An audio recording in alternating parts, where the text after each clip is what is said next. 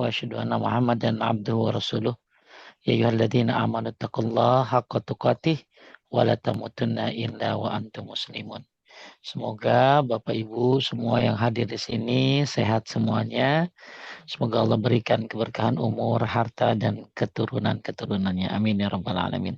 Taib, kita akan lanjutkan pembahasan uh, kitab memahami dua kalimat syahadat. Masih di syarat la ilaha illallah. Kita masuk pada poin yang terakhir ya Teh ya. Syarat la ilaha illallah yaitu al-kufru bima yu'badu min dunillah. Kita udah bahas tentang syarat la ilaha illallah yang pertama ilmu. Ya, mudah-mudahan la ilaha illallah kita bukan cuma ngomong, tapi punya ilmunya. Ya, kita harus tahu bahwa la ilaha illallah itu harus memiliki ilmunya. Sebagaimana Allah berfirman, illa man syahida bil haqqi wa hum ya'lamun. Melainkan mereka yang mengakui kebenaran sedang mereka orang-orang yang mengetahui. Jangan sampai hebatnya, mulianya, istimewanya kalimat asyhadu an la ilaha illallah asyhadu anna muhammadar rasulullah, tapi kita nggak mengilmuinya, cuman punya ucapan doang. Kemudian yang kedua, kita udah bahas syarat la ilallah yang kedua adalah yakin, ya. Nggak boleh orang mengucapkan kalimat ini tapi penuh keraguan. Ya, maka siapa yang dia meyakini tentang asyhadu an la ilaha illallah wa anna muhammadar rasulullah, ya, dan tidak ragu, ghairu syakin fima illa dakhala jannah, maka dia akan masuk surga. Maka butuh keyakinan untuk mengucapkan syahadat ini. Nggak boleh pura-pura, nggak boleh bohong, ya, apalagi ragu. Kemudian yang ketiga, kita udah bahas syarat la ilaha illallah yang ketiga, yaitu ilmu, ya, ikhlas, ya, yaitu intinya kita memurnikan semua amal perbuatan kita dari kesyirikan. Jangan sampai mulut mengucapin la ilaha illallah, tapi ternyata perbuatan menyekutukan Allah. Masih percaya saja kepada ramalan bintang, kepada dukun, dan lain sebagainya. Berarti dia nggak ikhlas. Ya. Terus kemudian yang keempat, sidik, jujur, as-sidqu. Ya. Jangan kayak apa teh, kayak orang munafik. Orang munafik itu nggak jujur dia. Maka siapa yang uh, dia mengucapkan syahadat ya dengan jujur, sidqan min qalbihi, dia jujur dengan hatinya, sumayusaddidu illa salaka fil jannah. Kemudian selain jujur dia itu teh apa berlaku lurus ya. Dia jujur ngucapin syahadat juga berlaku lurus. Dalam arti kata komitmen, Allah akan mudahkannya dia masuk surga. Kemudian kita sudah bahas syarat yang kelima, al-mahabbah, cinta. Ya, bahwa Allah dan Rasulnya lebih kita utamakan daripada apapun. Ya, mencintai Allah lebih daripada apapun. Jangan sampai Allah di nomor sekian kan. Ya, wa minan nasi may yattakhidhu min dunillahi andadan yuhibbunahum ka hubbillah. Bahkan ada orang yang mencintai sesembahan selain Allah seperti mencintai Allah. Nauzubillah. Kita harus mencintai Allah dari lebih daripada apapun dan kita tidak mau mencintai sesembahan selain Allah. Kemudian yang keenam, al-inqiyad, tunduk patuh. Makanya orang kalau la ilaha illallahnya udah benar, insya Allah dia akan patuh. Ketika ada ayatnya, ada hadisnya sahih, dia akan sami'na wa ata'na. Dia nggak akan apa teh, nggak akan berpaling, nggak akan nyeleneh. Ya kenapa? Karena la ilaha illallahnya bagus, syahadatnya bagus. Makanya insya Allah kalau kita belajar syahadat ini udah kayak benerin jantung. Jantung sehat, semua sehat. Ya, udah kayak air yang seger yang membuat akhirnya dia apa ya semangat dalam beribadah. Kenapa? Karena dia inqiyad. Ini yang keenam. Yang ketujuh, al-qabul, menerima. Ya, menerima semua konsekuensi dari kalimat la ilaha illallah secara total. Baik lisan, ya, ataupun semuanya, ya, tanpa ada penolakan. Taib, kita akan masuk pada Poin yang kedelapan, syarat la ilaha illallah yang kedelapan adalah al-kufru bima yu'badu min dunillah. Kufur atau ingkar terhadap sesembahan selain Allah. Jangan sampai kita ngaku la ilaha illallah tapi meyakini ya, oh itu ada kok gitu loh. Tuhan yang lain tuh ada kok gitu. Ya, dia nggak mengingkari sesembahan selain Allah. Makanya di sini Nabi Shallallahu Alaihi Wasallam bersabda, "Man qala la ilaha illallah." Ingat, siapa yang ngucapin la ilaha illallah, wa kafaro dan mengingkari bima yu'bad sesembahan selain Allah, hurim haruma maluhu wa damuhu wa hisabu Allah azza wa jalla. Maka haramlah harta dan darahnya dan hisabnya diserahkan kepada Allah. Jadi ada orang ngucapin la ilaha illallah tapi dia meyakini juga yang lainnya teh. Makanya kalau ada orang bilang semua agama sama, ini suatu apa teh kekufuran. Ya. Jadi barang siapa mengucapkan la ilaha illallah dan mengingkari, jadi bukan cuma ngucapin dong. Ya jangan cuma saya kan ngucapin la ilaha illallah, tapi nggak mengingkari. Apa artinya? Maka di sini dijelaskan barang siapa mengucapkan la ilaha illallah, jadi dia ngucapin, tapi juga wa kafara dan mengingkari. Jadi jangan cuman ya saya sih apa saya sih nggak mabok, tapi Homer itu boleh kok gitu ya. Ya, apa artinya? Ya, saya sih nggak zina ya. Ya, tapi zina itu kalau sama suka boleh. Apa artinya ngucapin begitu? Ya, oleh karena itu ketika ada orang ngucapin la ilaha illallah tapi percaya sama sembahan selain Allah, dia ngucapin la ilaha illallah tapi menganggap Isa itu anak Allah. Ya, ada pencipta selain Allah. Dia ngucapin la ilaha illallah. Tapi dia meyakini ada Tuhan selain Allah, maka tidak manfaat. Makanya di sini bukan hanya ngucapin, tapi apa tadi? Mengingkari sesembahan selain Allah. Taib, lanjut Seorang muslim. Seorang muslim yang bertauhid, yang beribadah hanya kepada Allah saja dengan ikhlas, maka ia wajib mengingkari dan menolak semua yang disembah selain Allah. Semua yang disembah oleh manusia selain Allah adalah batil, seperti menyembah malaikat, Ada yang nyembah malaikat Malah ada yang benci sama malaikat. Ya, malaikat yang paling dibenci itu Jibril. Ya, jadi ada orang nyembah malaikat. Ada lagi yang nyembah Nabi Muhammad. Ya nggak boleh lah. Nabi Muhammad itu utusan Allah. Ya, Nabi Isa iya. Ya, matahari ada. Nyembah bulan, pohon, jin, benda keramat, kubur-kubur wali dan lainnya. Lanjut semuanya. semuanya adalah batil. Kita wajib mengingkari semua sesembahan yang disembah dan diibadahi selain Allah. Dan kita pun wajib mengikhlaskan seluruh bentuk ibadah hanya kepada Allah saja.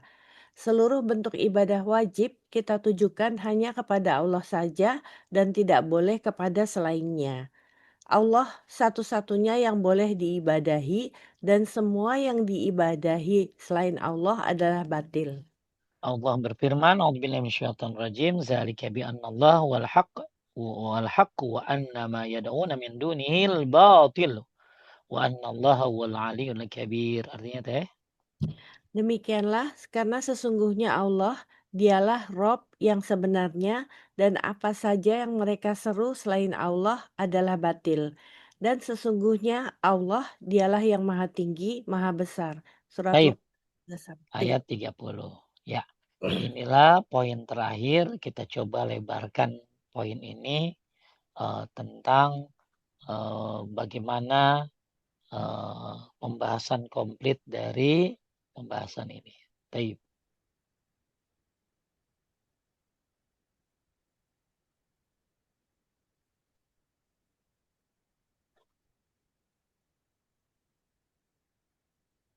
Gimana ya? Ini habis upgrade jadi bingung.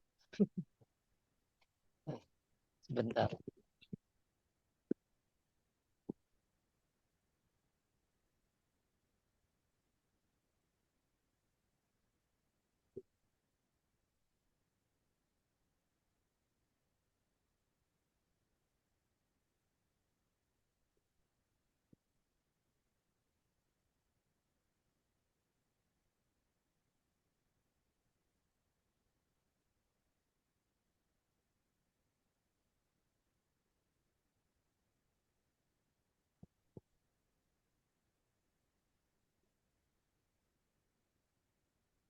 Iya udah. Tape, punten teh.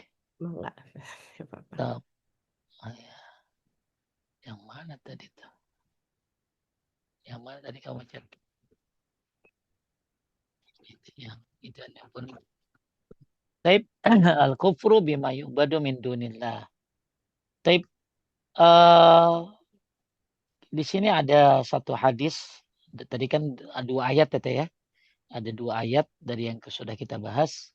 Sekarang ada satu hadis dari Nabi Shallallahu Alaihi Wasallam, ya, man qala la ilaha illallah wa kafara bima yu'bad min dunillah haruma maluhu wa damu yasabu 'ala Allah. Ini juga tadi sudah kita baca.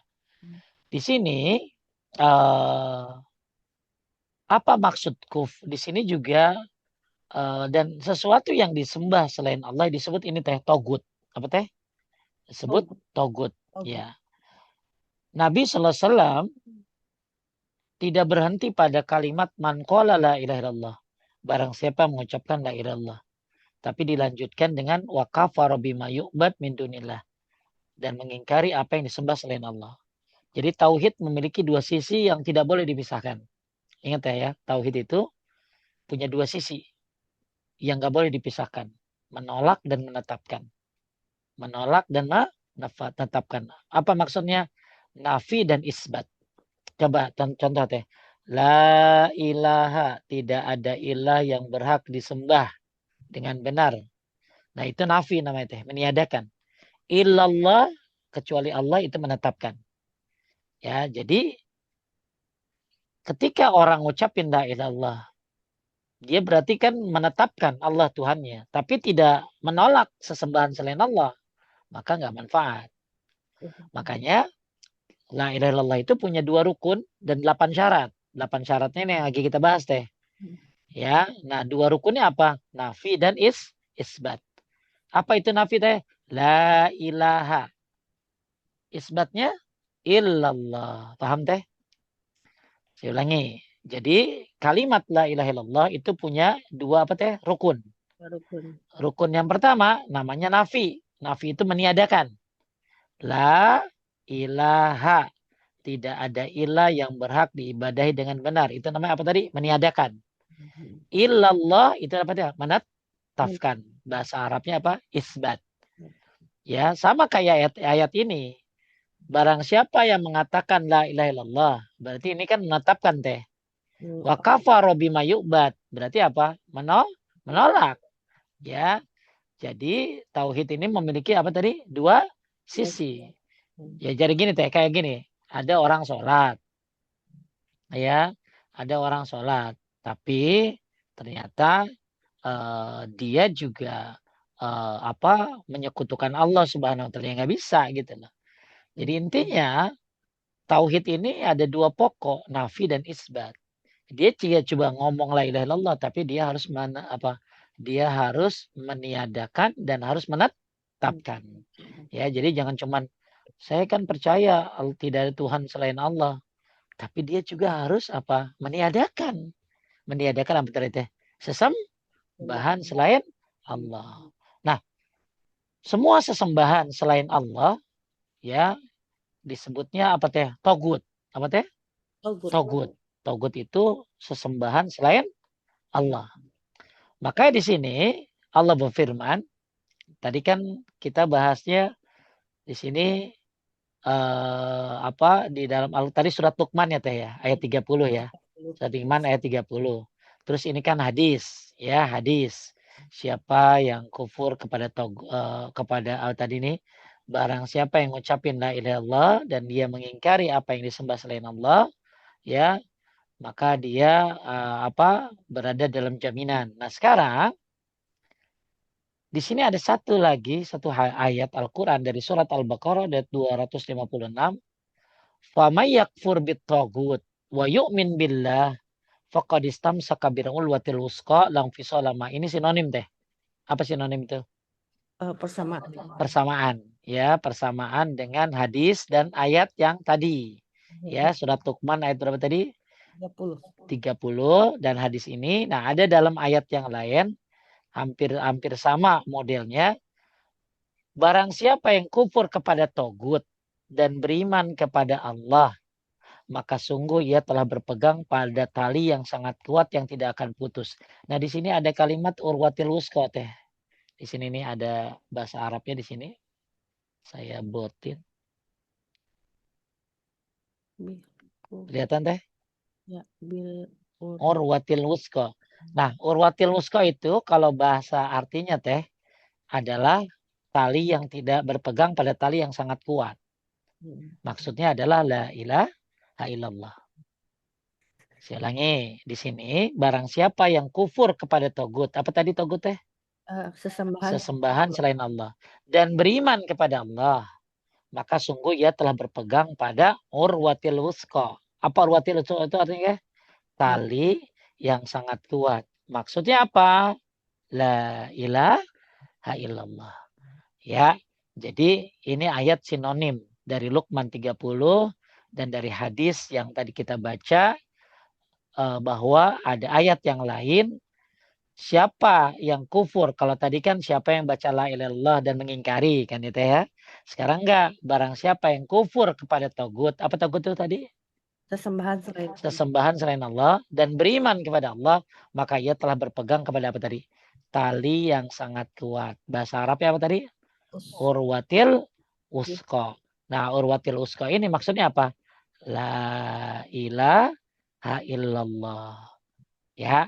Jadi ini ayat yang sama. Jadi nama lain la ilaha illallah itu apa teh? Urwatil oh Usko. oh, Paham? Atau bahasa Indonesia apa tadi? tali yang sangat kuat. Iya, jadi Urwatil Usko ini ditafsirkan apa tadi? La ilaha illallah. Paham ya teh? Ya, insya Allah Ya. tahu.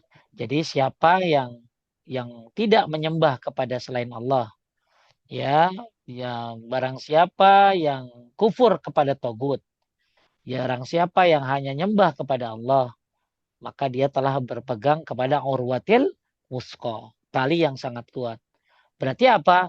Siapa yang ngucapin syahadat dan dia mengingkari sesembahan selain Allah, berarti itulah the real orang yang ngucapin la ilaha illallah. Dialah yang berpegang kepada tadi urwatil wusko, tali yang sangat kuat, lang fisolama malaha yang tidak akan pernah putus. Ya. Jadi ini ayat sinonim dari surat Luqman ayat 30. Taib. Kita lihat lanjut ya Syekh Muhammad. Syekh Muhammad bin Abdul Wahab rahimahullah menjelaskan makna kufur kepada togut diantaranya dengan meyakini kebatilan beribadah kepada selain Allah, meninggalkannya, membencinya, serta tidak membenarkan peribadatan tersebut. Taib itu kalau orang benci sama apa tadi teh? Togut. Togut itu apa tadi? Sesembahan Sesembahan selain selain Allah. Allah. Ya, berarti harus ngapain dia? Ya, jadi dia eh, kufur kepada togut, mengingkari togut, diantaranya meyakini kebatilan bahwa menyembah kepada selain Allah itu batil dan meninggalkannya. Jadi jangan cuman nggak boleh tuh, tapi nggak ninggalin gimana sih gitu loh. Hmm. Membencinya dan tidak membenarkan peribadatan tersebut. Ya, tetapi lanjut ya. Tetapi penting dibedakan, mengingkari sesembahan selain Allah tidak berarti boleh menzalimi, menghina, atau sembarangan mengkafirkan individu tertentu. Pembahasan hukum terhadap orang tertentu memiliki syarat dan rincian tersendiri. Jadi gini, jangan sampai teh kita harus mengingkari togut. Akhirnya bikin kerusakan sama agama lain. Paham nggak teh? Iya. Ya, oh itu nggak boleh. Paham nggak? Jadi yang ini penting dibedakan. Mengingkari sesembahan, dia bukan berarti kita menzolimi. Ya kan ada orang teh benci tapi di apa dibakar kan itu teh. Mm. Ya, nggak boleh kayak begitu. Jadi kita lagi bahas tentang keyakinan nih ya. Jadi ketika ada orang mengingkari sesembahan selain Allah yang disebut dengan togut, berarti itu dia bagus teh. Kenapa? Karena dia mengucapkan la ilaha illallah dan la ilaha illallah itu nggak akan sempurna kalau nggak apa tadi Mencari mengingkari. Kayak kunci teh, kunci nggak akan bisa kebuka kalau nggak punya apa, gigi. nggak punya gigi-giginya kan gitu loh. Ya, jadi ketika kita mengingkari kepada togut dengan cara apa? Bahwa beribadah kepada selain Allah itu batil, kita tinggalin, kita benci, kita tidak membenarkan peribadatan tersebut. Itulah yang disebut dengan apa tadi? Mengingkari togut. Akan tetapi jangan sampai kita menzolimi. Ya, taib. Kita akan bahas contoh-contoh syarat yang ke-8 dalam kehidupan. Kalau tadi saya ulangi lagi, mungkin baru ada yang gabung. Kita lagi bahas poin yang ke-8 syarat la ilaha illallah. Ilmu, yakin, ikhlas, jujur, patuh, cinta, menerima, udah kita bahas semuanya. Nah, ini poin yang ke-8 teh. Kufur kepada segala yang disembah selain Allah. Ya. Nah, ada ayatnya tadi surat Luqman ayat 30. Kemudian juga di sini ada surat Al-Baqarah ayat 256. Nah, sekarang gimana cara mengingkari teh? Cara mengingkari. Kan tadi kita ngucapin la ilallah tapi juga mengingkari. Contoh, ini yang kehidupan sehari-hari teh. Tidak meminta kepada orang mati. Misalnya, seorang datang ke kuburan orang soleh. Ia tidak mengatakan, nggak boleh dia ngomong gini teh, wahai fulan sembuhkan penyakit saya. Boleh nggak ngomong gitu? Nggak boleh, Ustaz. Nggak boleh. Ya.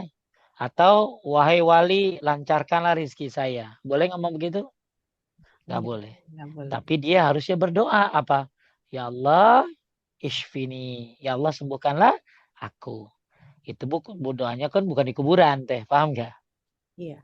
Ya, jadi kalau tadi mungkin kalau Bapak Ibu masih bingung ya tentang kita bukan hanya ngucapin la ilaha illallah, tapi kita juga harus mengingkari sesembahan selain Allah. Udah gitu aja deh.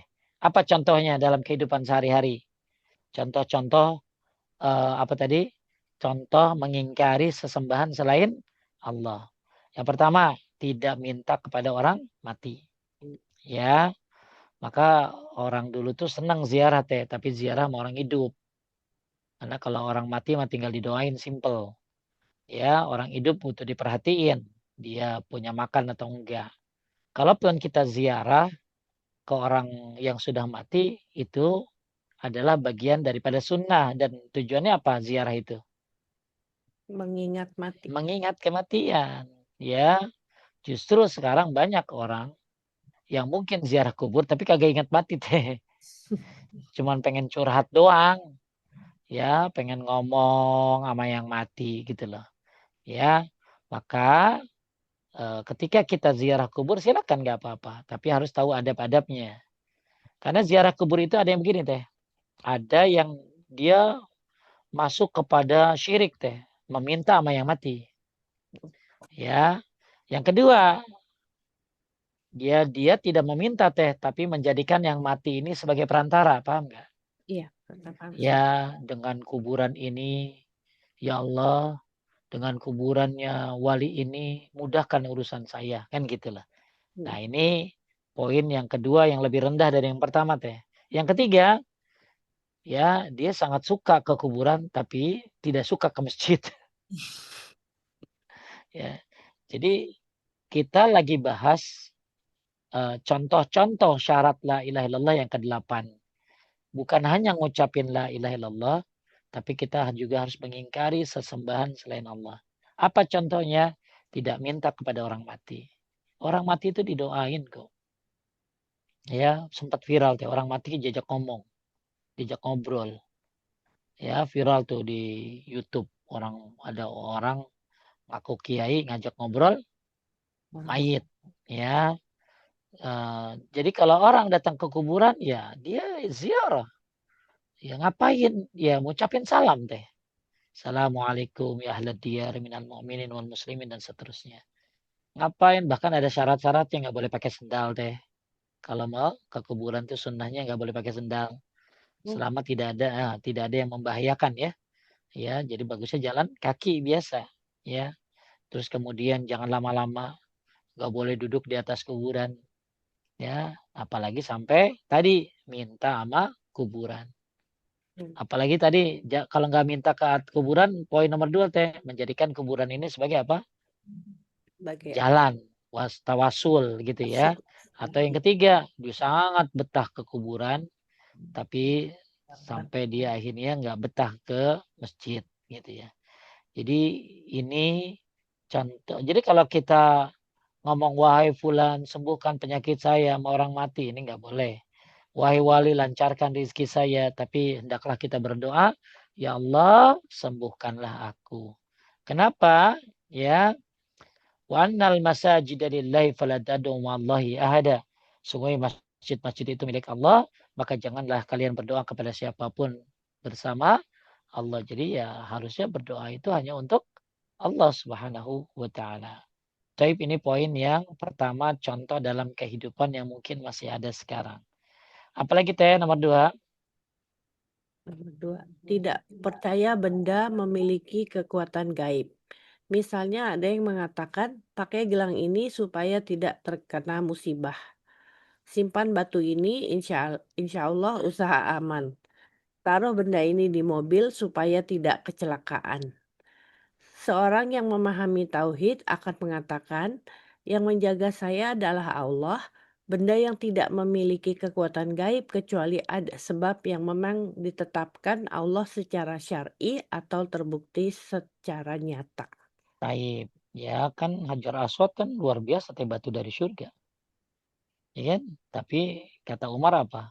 Kalau Nabi tidak menciummu, aku pun tidak akan mencium. Jadi jangan. Poin yang kedua, jangan mempercayai benda memiliki kekuatan gaib. Kan ini banyak di Indonesia teh. Ya benda itu bisa begini, bisa begitu. Nah ternyata itu kan ada jin ya. Ya pakai gelang supaya nggak kena sakit. Ya kan? Ya, oh, lain kalau gelangnya gelang ilmiah, paham nggak teh? Bilang Gelang ilmu. ilmiah, ya, yang udah diteliti sama kedokteran. Ini bisa menghasilkan sinar laser, itu namanya pengobatan kauni, ilmiah. Ya, kalau pengobatan yang nggak kauni itu nggak ilmiah, dia pakai gelang akar, nggak ada herbalnya, nggak jelas, dan dia mempercayai bahwa ini penangkal musibah itu nggak boleh, itu kayak jimat, paham nggak maksudnya? Iya, iya. Bedain antara kauni dengan syirki. Kalau syar'i kan pengobatan syar'i kan apa teh? Bekam, madu, habatus sauda, zam-zam, talbina, banyak doa ya, itu pengobatan apa namanya? Syar'i. Tapi ada namanya pengobatan kauni. Kauni itu apa? Ilmiah, kedokteran yang bisa dipertanggungjawabkan ya secara akal. Yang ketiga pengobatan syirik. Ini dia pakai sesuatu padahal nggak ada apa teh, nggak ada syar'inya, nggak ada kauninya. Hmm. Ya apa? Oh biar nggak kena musibah. Simpan batu ini. Dulu kan orang kalau sakit perut megang batu. Maksudnya Iya. orang dulu tuh teh megang batu tuh buat cebok. Paham nggak? Nah sekarang diyakini kalau nggak pengen kalau ini pegang batu gitu ya. Dulu batu diganjel di perut supaya nggak lapar. Nah sekarang punya kekuatan batu. Nah ini termasuk kesyirikan. Taruh benda ini di mobil supaya tidak kecelakaan. Maka orang yang bertauhid tidak akan mengatakan hal-hal seperti itu. Ya, makanya kenapa kita kalau keluar baca apa teh? Bismillahirrahmanirrahim. Wala haula wala quwata illa billah. Malah kita tambahin Allahumma inni a'udzubika an adilla au dhalla wa azilla wa zalla wa adlim au udlam au ajal au yujal alayya. Itu bagus tuh teh kalau keluar rumah dibaca tuh. Iya. Ya. Jadi tambahan dari bismillahi tawakkaltu 'alallah wala haula wala quwata illa billah. Itu aja kalau nggak hafal yang lain itu aja udah cukup banget. Nah, ada lagi tambahan Allahumma inni a'udzubika an adilla au udalla. Aku berlindung kepadamu dari apa teh? Dari kesesatan atau disesatkan. Au azilla, uzalla, dari tergelincir atau digelincirkan. Au adlim, au udlam, dari menzolimi atau didolimi. Au ajhal, au yujal alayya. Dari apa? Dari dibodohi atau membodohi. Itu doa bagus dibaca ketika keluar rumah. Nah nanti doanya kalau kita udah hafal. Tahu. Saya nggak tahu Ustadz doa ini. Minta bantu Ya, share dong. tapi tahunya yang Ya, Bismillahirrahmanirrahim ya. tahunya yang Ya, ya nanti saya kirim ke Teh saya doanya tentang doa keluar rumah, ya. Keluar rumah yang Masya Allah naik kendaraan juga, ya. Maka balik lagi bahwa ketika ada orang percaya kepada benda ini memiliki kekuatan gaib, ya, maka ini tidak benar. Pakai gelang ini supaya tidak terkena musibah, supaya nggak kena musibah ngapain teh? Doa, Iya doa, ya iya. doa, ya diantaranya doa-doa banyak deh, ya. Termasuk cara satu caranya ini teh kalau nggak mau kena musibah, ya selain kita hati-hati dan lain sebagainya, itu kalau kita ngelihat musibah baca doa. Alhamdulillahilladzi afani mimma ibtalaka bihi wa Ad faddalani ala katsirin mimman khalaqa tafdila. Tuh, jadi siapa yang baca doa itu ketika melihat apa teh, kebakaran ke, musibah ke, orang sakit teh, atau orang tersesat teh, tersesat pemikirannya, kita baca doa itu. Maka kita akan dihindari dari orang itu, kita akan dihindari dari musibah itu sampai kita mati. Ini kan cara syar'i itu teh. Ya, supaya apa tadi? Supaya nggak kena musibah. Ya, yaitu dengan cara apa? Doa. Ya, makanya doa dan musibah ini akan terus-terusan teh tarik-tarikan sampai hari kiamat. mmm, Ya, jadi yuk kalau nggak mau kena musibah ya doa. Tauhid itu termasuk supaya terhindar dari musibah.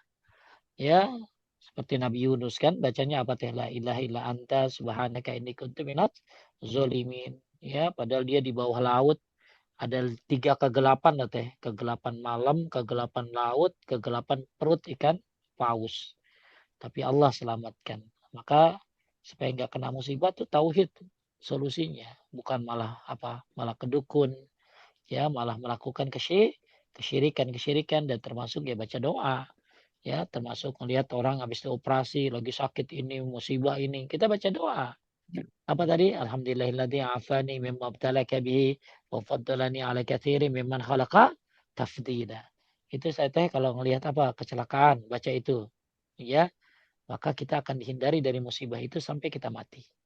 mmm, Ya kan banyak banget kita lihat musibah teh. Lihat orang berantem, ya kan? mhm. Lihat orang berantem dipukulin. Kita bukan cuman astagfirullahalazim kita. Baca doanya supaya kita terhindar dari musibah tadi. Ya jarang juga ada yang hafal sih teh ya. Ya. Alhamdulillahilladzi. Coba Teteh kalau buka Instagram suka ngelihat nggak Mmm, kecelakaan, orang sakit, iya iya, suka ya yang Teteh lakukan apa? baca doa itu Ustaz, alhamdulillahilladzi afani mimma ibtalaka Wa faddalani 'ala katsirin mimman khalaqa bihi. tafdila. Taib, ya. Ini yang kedua, kita lagi mengaplikasikan poin ke-8 ya, Teh, ya. Iya, Mengingkari sesembahan selain Allah.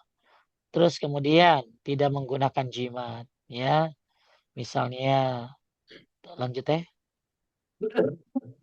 misalnya tulisan tertentu digantungkan di leher untuk keselamatan, benda tertentu disimpan di dompet untuk penglaris, sesuatu dipasang di rumah untuk menolak jin, benda bertuah disimpan agar usaha ramai, benda tertentu dibawa supaya kebal.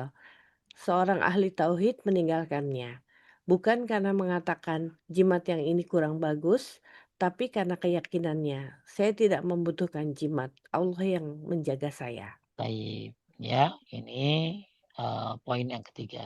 Contoh lagi, menolak ramalan nasib.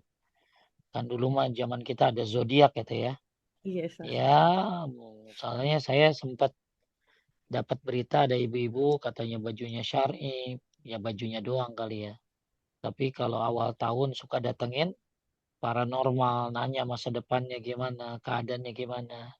Ya, bisnisnya kayak apa. Nah, ini orang yang mengatakan la ilaha illallah dan mengingkari sesembahan Allah tidak akan mengakukan ini dia.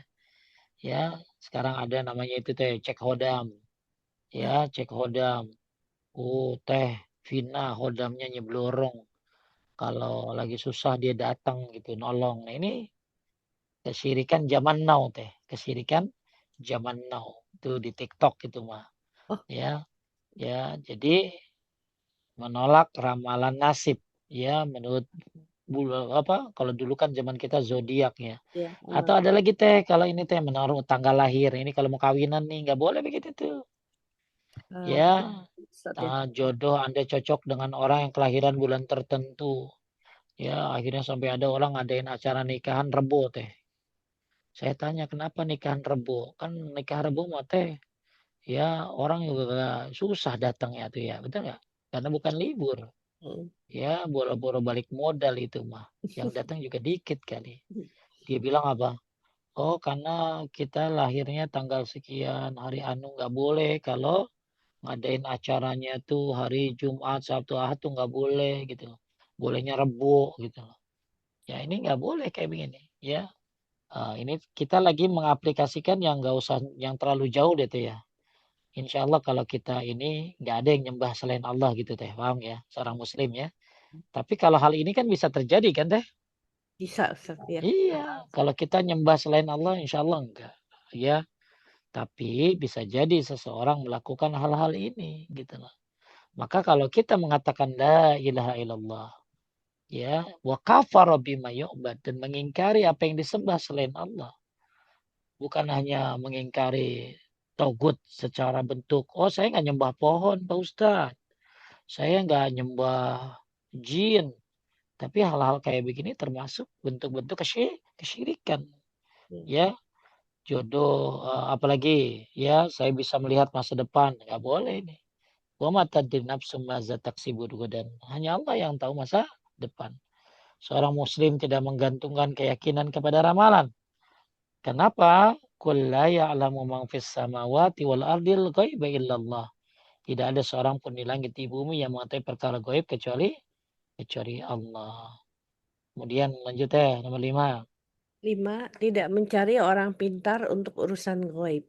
Misalnya bisnis sepi, kemudian ada yang menyarankan, coba datang ke orang pintar, mungkin tempat usahanya ditutup secara gaib. Oh, banyak yang begini nih teh. Banyak Ustaz saya tahu ya. Iya, oh, oh. Katanya kok toko saya tutup gitu ya. Katanya dan lain sebagainya. Ya, bisa jadi terjadi itu teh karena bantuan setan. Ya, tapi kita nggak boleh mencari minta bantuan orang pintar supaya apa? Supaya akhirnya melepaskan apa ilmu hitam yang orang lakukan kepada kita, paham nggak teh? Itu namanya nusrah. Nusrah itu menghilangkan sihir dengan sihir lagi misalnya gitu deh, paham nggak? Iya iya, paham paham. Ya, menghilangkan kesurupan malah bawa ke dukun. Harusnya kan pakai ruqyah. Heeh. Ya, jadi ketika ada orang kena masalah dalam bisnisnya, ini dia cari orang pintar. Ya, terus kemudian suruh nyiapin ini, nyiapin itu dan lain sebagainya. Padahal ya untuk urusan rezeki semua milik Allah. Dan kalaupun kita mau cari-cari kunci rezeki boleh dong teh. Apa kunci rezeki yang syar'i? Satu bertauhid justru. Justru tauhid itu adalah kunci rezeki. Ya, jadi tauhid itu justru kunci kunci rezeki. Apalagi teh kunci rezeki. Kunci rezeki sedekah itu kunci rezeki. Umroh bulan Ramadan. Ya, umroh maaf umroh bukannya umroh. Al umroh al umroh apa umroh apa melanjutkan umroh ke haji atau haji ke umroh itu kan menghilangkan kefakiran. Apalagi kunci rezeki diantaranya silaturahim. Ya, banyak kunci-kunci rezeki itu. Ya, bertawakal, bertakwa itu kunci rezeki. Ini mah orang apa? Ya, pengen kaya malah ke Gunung Kawi. Nah, Gunung Kawi itu. Ya, ada lagi kita yang lagi parah lagi. Ada gunung namanya Gunung Kemukus itu. Saya baca, lagi viral tuh teh. Ya, kenapa? Karena yang pengen kaya ke situ terus disuruh suruh zina teh. Oh, Suruh zina. Ya, sampai kalau nggak salah 7 kali bulan purnama. Ya, itu sempat 15 tahun yang lalu saya lihat di tabloid Sabili, terus juga pernah masuk di TV, terus pernah juga jadi film dokumenter malah. Ya, jadi orang yang kayaknya udah nggak tahu buktinya ada apa gitu. Ya, jadi disuruh zina sampai 7 kali bulan purnama. memang. Ada lagi gunung apa goa di mana tuh teh? Itu katanya mau jabatan apa ke situ. Terus nanti lemparin celana dalam teh. Itu jadi ada yang datang ke situ terus miralin gitu teh. Tuh celana dalam di mana-mana bertebaran. Ya, Ya Allah, orang emang kalau udah syirik geser tuh. Mhm. Ya, hati-hati ya. Jadi kalau misal cari kunci rezeki, ada kunci rezeki kok. Ya, coba perasaan saya masih ingat tentang kunci rezeki itu.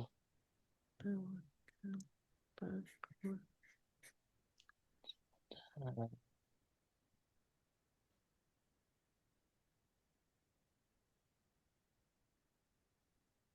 ini dia.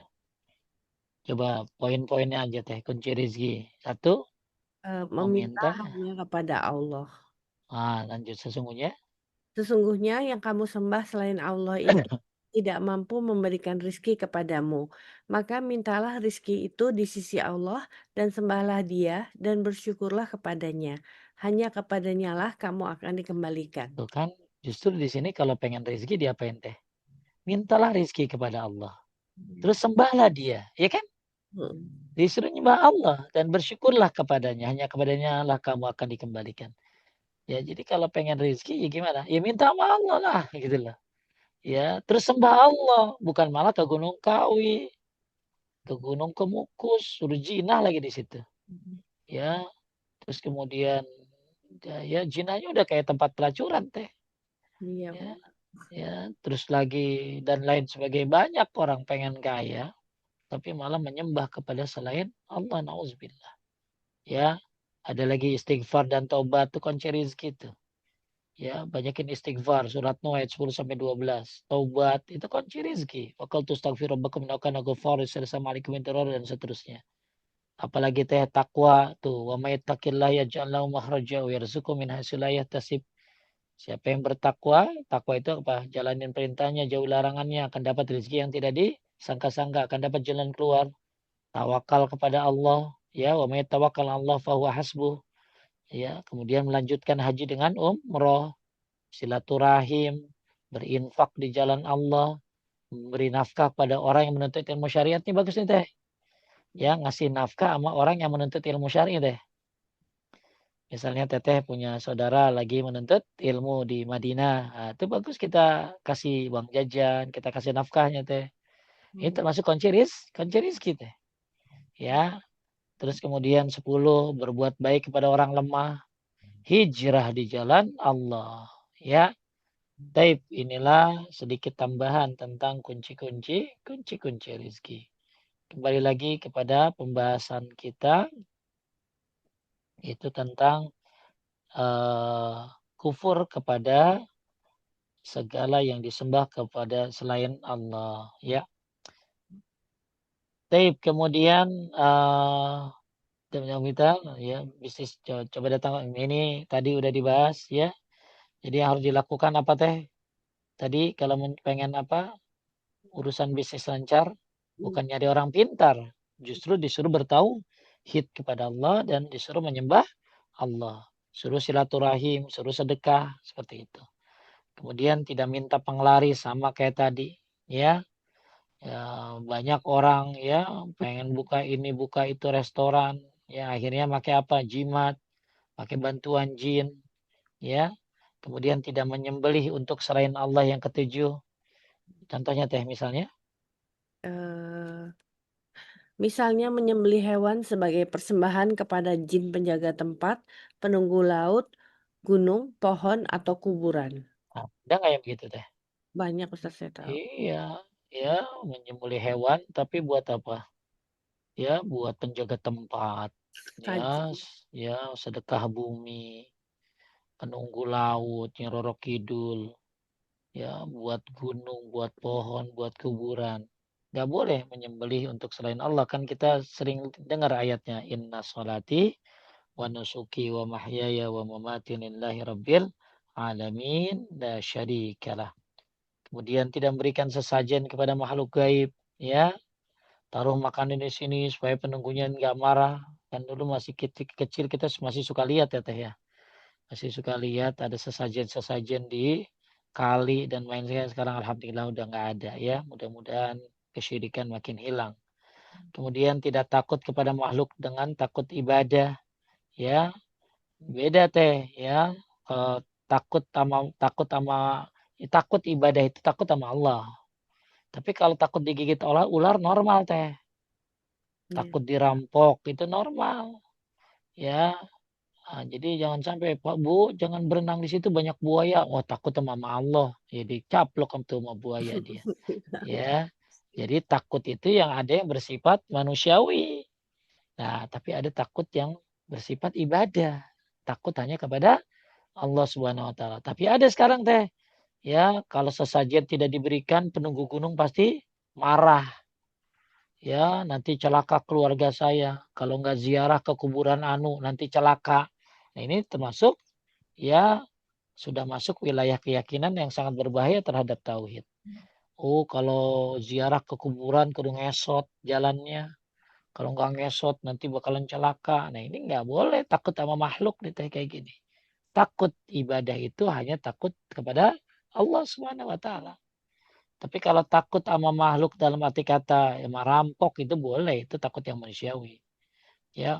Oh, contohnya ya yang termasuk, oh, kalau ke kuburan nggak naruh sesajen, kalau ke kuburan nggak melakukan ritual ini nanti bakalan begini. Nah, itu yang takut ibadah itu hanya kepada Allah. Nggak boleh kepada kuburan. Ada lagi tidak menganggap kuburan membawa keberuntungan. Ya, kalau pengen rame dagangnya ziarah ke makam ini. Ya, intinya ziarah disyariatkan. Cuman ziarah yang sesuai syar'i. Sekarang ada lagi nih lagi viral teh. Dulu udah pernah viral, sekarang viral lagi. Pengen ke Mekah ya datang ke gua. Oh iya, saya pernah sekedar Iya, gua itu. iya ke gua. Di situ tuh ada gua ini teh, ada peci hajinya gitu lah teh. Paham nggak? Ya, jadi ada bolong-bolong. Nanti siapa yang pas palanya, oh nanti naik haji gitu deh. Jadi nanti ada apa? Ada batu ya, ada batu yang bolong-bolong. Terus itu disebutnya batu peci haji gitu teh. Jadi Mhm. kalau ada orang misalnya masukin palanya pas, oh nanti dia berangkat haji gitu. Terus ada air zam-zam katanya di situ. Air zam-zam ya. Mhm. Gimana ledengnya itu? Dari mana ledengnya itu ke Indonesia air zam-zam itu? Ya, gimana cara pengairannya begitu. Mhm. Terus nanti bisa ke Mekah lewat situ. Ya, dan lain sebagainya. Ini ya hal-hal yang sebenarnya nggak masuk akal kan gitu loh. Nggak masuk akal. Jadi eh, kembali lagi dan di situ ada kuburannya teh, tapi kuburannya bukan di situ tapi di luarnya. Mhm. Ya, di luarnya ya. Di luarnya ada kuburannya, ya, ada kuburannya. Baik, tidak menganggap kuburan membawa keberuntungan, ya. Kemudian tidak bernazar kepada selain Allah. Nggak boleh begini. Kalau anak saya sembuh, saya akan menyembelih kambing untuk penunggu tempat ini. Nggak boleh. Ya, nazar hanya diperuntukkan untuk Allah Subhanahu wa taala. Contoh saya kalau ini bakalan puasa sekian sekian boleh gitu ya. Bakalan puasa Nabi Daud, saya bakalan puasa Ayyamul Bid. Kalau urusan saya itu boleh saja. Walaupun ulama berbeda pendapat tentang masalah nazar ya. Gak percaya keris atau pusaka menentukan keselamatan ya. Oh, kalau keris ini jaga rumah saat pam bagusnya.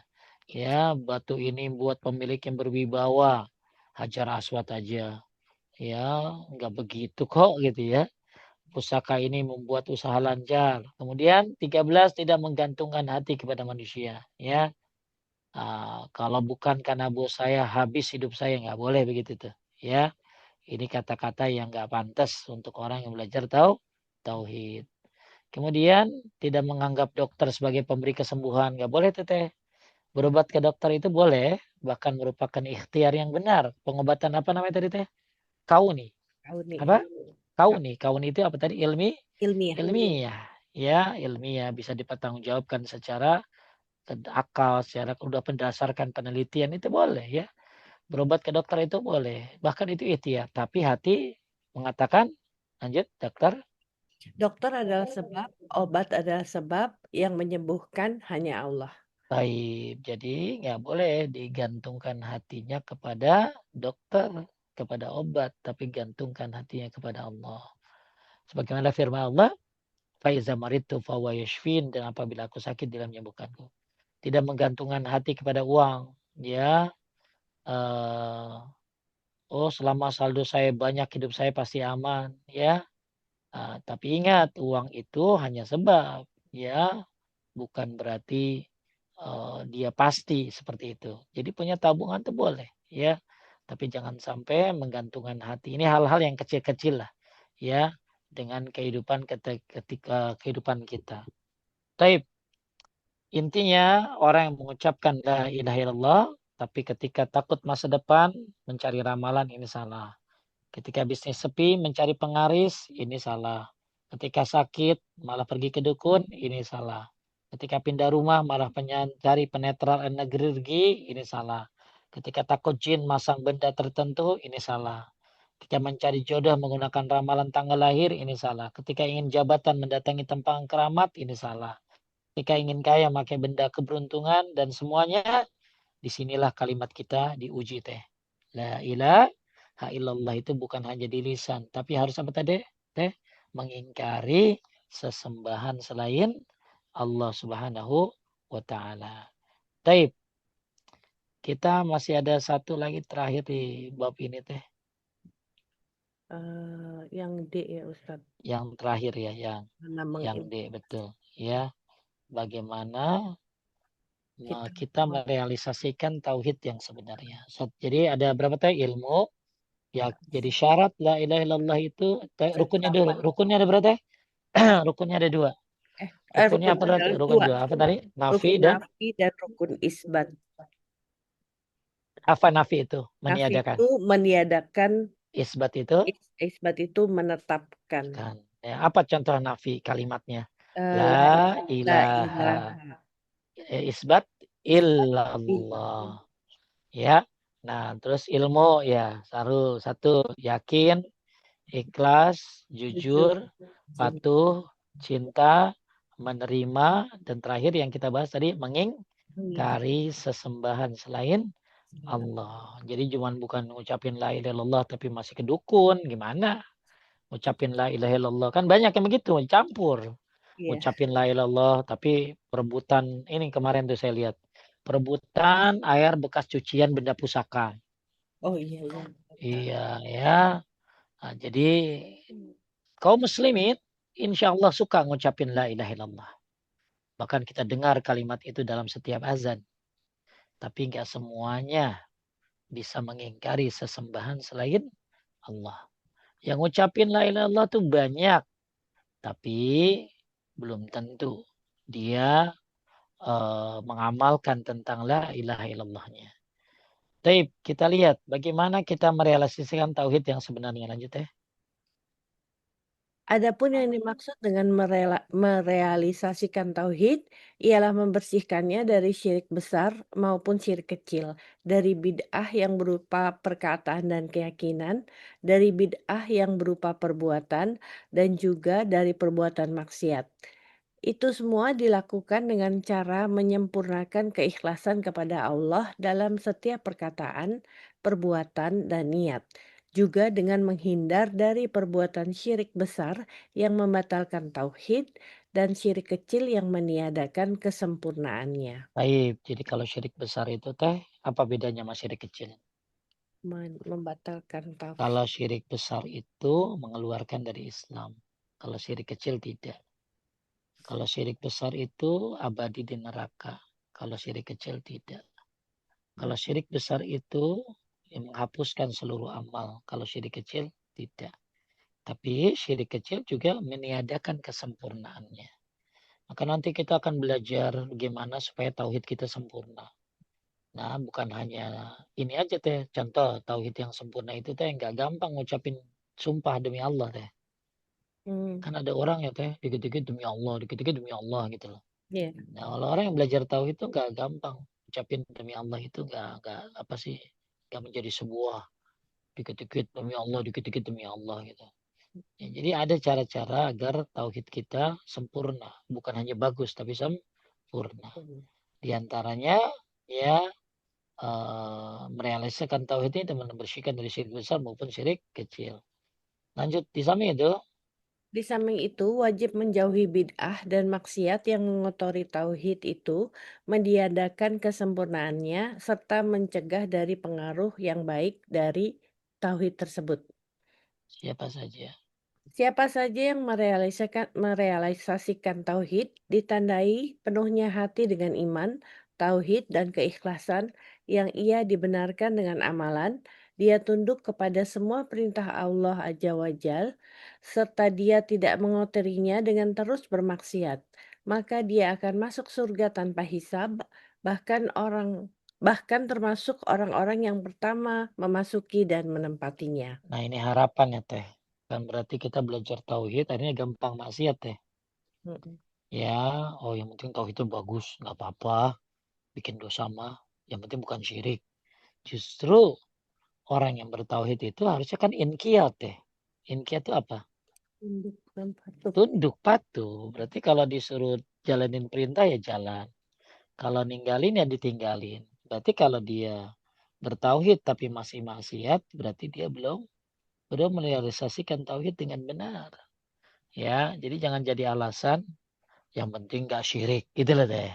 Mm. Ya, yang penting bertauhid. Nggak apa-apa lu mabok mah, yang penting jangan syirik. Ya, mabok dosa besar, tapi kan paling besar syirik gitulah. Apalagi berlindung belakang apa? Allah Maha Pengampun kan gitu loh. Ya, intinya kita belajar tauhid dengan benar, kita realisasikan tauhid itu ya dengan sebaik-baiknya, di antaranya adalah dengan tidak melakukan kemaksiatan secara terus-menerus. Kalau kita dosa mah nggak mungkin nggak berdosa kan teh. Iya, betul. Pasti suatu saat kita pernah melakukan dosa. Makanya ya jangan menjadi sebuah kebiasaan maksiat itu. Ya, jadi jangan sampai jadi alasan gitu. Lanjut, di antara kesemewaan. Di antara keistimewaan yang menunjukkan pengamalan tauhid adalah sempurnanya ketaatan kepada Allah Subhanallahi wa taala dan kuatnya tawakal kepadanya. Dia tidak memalingkan hatinya kepada makhluk dalam setiap urusan pribadi, tidak mengharapkan dengan hatinya, serta tidak meminta-minta kepada mereka. Ya, baik dengan perkataan maupun perbuatan. Ya bagus kita punya sifat tawakal. Ya, tapi setelah melakukan usaha ya. Jadi keistimewaan yang menunjukkan pengamalan tauhid adalah sempurnanya ketaatan kepada Allah. Ya, kita jalankan perintah Allah dan kuat tawakal. Ya, jangan sampai akhirnya kita condong hati kepada makhluk gitu deh. Hmm. Ya, wah kalau begini terus kalau seolah-olah ya bahwa manusia itu yang bisa menentukan dia hidup padahal menentukan dia kan Allah. Ya, taib ya. Sebaliknya, kondisi lahir dan batinnya, perkataan dan perbuatannya, cinta bencinya, serta seluruh keadaannya dimaksudkan untuk mengharap wajah Allah Subhanahu wa taala dan mengikuti contoh Nabi Muhammad sallallahu alaihi wasallam. Manusia yang berkedudukan agung ini bertingkat-tingkat walikuli darajatun mimma amilu. Dan masing-masing orang ada tingkatannya sesuai dengan apa yang mereka kerjakan. Lanjut. Merealisasikan tauhid bukanlah dengan angan-angan dan dakwaan yang kosong dari kenyataan. Ia tidak juga dengan perhiasan yang tidak dipakai atau kekaguman yang kosong dari tindakan nyata.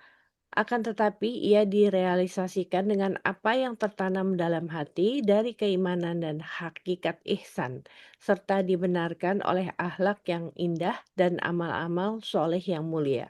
Tuh, jadi orang yang bertauhid juga harusnya bukan hanya nggak maksiat teh, tapi juga akhlaknya baik gitu teh. Hmm. Ya, makanya kan ubudullaha wa la tusyriku bihi syai'a wa bil walidaini ihsana. Sembah Allah jangan syirik dan berbuat baik sama orang tua. Tuh. Jadi di situ berbaik baik sama orang tua kan akhlak teh. Yang satu hablum minallah, yang satu hablum minannas. Jadi jangan sampai oh saya mau bertauhid walaupun jahat sama tetangga, nggak boleh. Ya, maka kesempurnaan tauhid diikuti juga dengan apa? Ya, dengan akhlak yang baik, ya. Diikuti juga dengan amal soleh, meninggalkan kemaksiatan. Ya, jangan sampai dia tauhidnya merasa bagus, tapi dia durhaka sama orang tua. jelek sama sesama, bisnisnya curang. Ini salah satu hal yang apa ya, yang menodai kesempurnaan tauhid. Maka siapa saja yang merahasiakan tauhid sesuai dengan uraian di atas, niscaya yang memperoleh keutamaan yang banyak lagi sempurna. Jadi intinya poinnya, yuk ilmu, yakin, ikhlas, jujur, patuh, cinta, menerima, dan mengingkari, itu kita realisasikan. Ya, maka insya Allah, walikuli darajatun mimma amilu, dan masing-masing orang ada tingkatannya sesuai dengan apa yang mereka kerjakan. Makin tauhidnya bagus deh, makin sempurna tentunya, makin kedudukannya tinggi tentunya di sisi Allah Subhanahu wa taala. Makanya setelah kita mengetahui tentang apa nih teh syarat-syarat la ilaha illallah, ya. Pertama tadi ilmu, ya, ilmu. Yuk belajar semuanya tentang apa teh la ilaha illallah. Keutamaannya kan kita udah bahas tuh teh. Ya, jangan sampai kita mati tapi nggak berilmu. Nah, coba lihat itu teh. Barang siapa meninggal dunia dan dia mengetahui itu, berarti dia punya ilmu dong. Iya. Jadi jangan cuma meninggal tapi ngucapin la ilaha illallah tapi nggak mengilmui gitu loh. Kan yang tenor di kita apa teh? Siapa yang mati ngucapin la ilaha illallah dia masuk surga. Itu baru satu hadis teh. Padahal ada hadis barang siapa yang mati dan mengetahui kalimat apa tadi? La ilaha illallah dia masuk surga. Ya, maka yuk terus semangat menuntut ilmu tauhid. Sering ungkapin tauhid itu udah kayak pohon. Sholat, puasa, dan lain-lain amal ibadah itu kayak apa teh? Buah. Apa artinya buah kalau pohonnya ditebang? Iya. Ya, apa artinya buah kalau pohonnya ditebang? Ya, terus kemudian al yakin, ya, kita harus meyakini, jangan sampai ngucapin. Bahkan kita setiap tahiyat selalu baca asyhadu alla ilaha illallah sambil ngapain teh? Tangannya sambil nunjuk kan? Ya, dia harus yakin, ya, mengucapkan kalimat ini. Jangan sampai ada keraguan, masa sih? Tapi kan, apa iya kan gitu loh. Ya, kita harus yakin dengan kekuatan kalimat asyhadu anda ilaha illallah. Kemudian juga ya, nah ini teh ada kritik nih. Boleh artinya teh surat At-Taubah ayat 45. Sungguhnya Sesungguhnya yang akan meminta izin kepadamu, Nabi Muhammad, hanyalah orang-orang yang tidak beriman kepada Allah dan hari kemudian, dan hati mereka ragu-ragu. Karena itu mereka selalu bimbang dalam keraguan. ini sifat orang munafik tuh teh. Ya, orang munafik itu selalu apa? Ragu. Maka kita nggak boleh ragu. Ya, nggak boleh ragu dengan kalimat apa tadi? La ilaha illallah. Kemudian juga ikhlas, ya, tadi sudah dibahas. Ikhlas ini ya berarti ya memurnikan semua amal dari kotoran-kotoran syirik. Ya, jangan sampai dia eh, mengatakan la ilaha illallah tapi juga dia menyekutukan Allah, ya. Kemudian poin yang keempat, jujur. Ya, orang yang mengucapkan la ilaha illallah itu ya harus jujur. Ya, nggak boleh apa? Nggak boleh kayak orang munafik.